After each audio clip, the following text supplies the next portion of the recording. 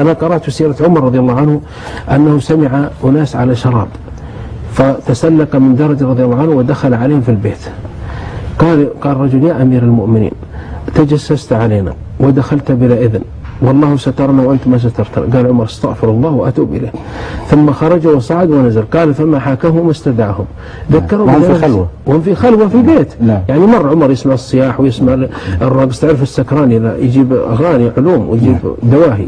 فأتى تسلق، لأن عمر رضي الله عنه يريد يأمن الدولة ويأمن العاصمة وما كان ينام رضي الله عنه. فلما أتى إلى هذا السكران واقف، باقي معه لحشة عقل شوي.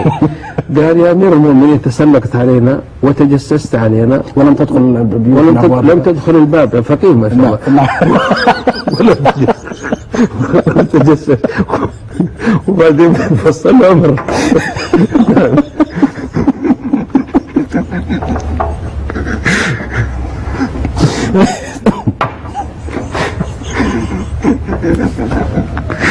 نعم.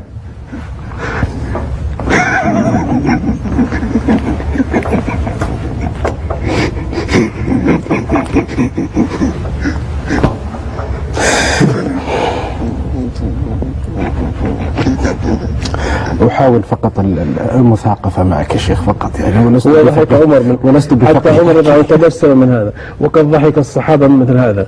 أنا أتعجب من سير السلف في مثل هذا رضوان الله عليهم. تجد عندهم ابن النعيمان كان يشرب الخمر وكان مزاحا، وأضحك الرسول صلى الله عليه وسلم. لأن بعض الناس نحن نضحك من القصة أحيانا تغيب على بعض العلماء.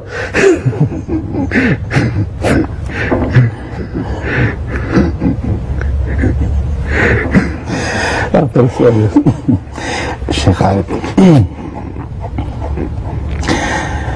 إلى متى والتوجس والحذر هو عنوان العلاقة بين المذنب والسيء؟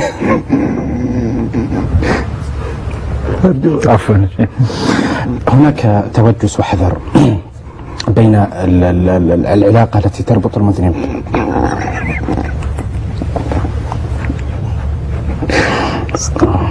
أرجو سامحني، لو سامحنا الإخوان أعطنا فاصل يا أخ عبد الله، لأن الصحابة حتى ضحكوا، فكيف بنا نحن ضحكوا من ابن النعيمان.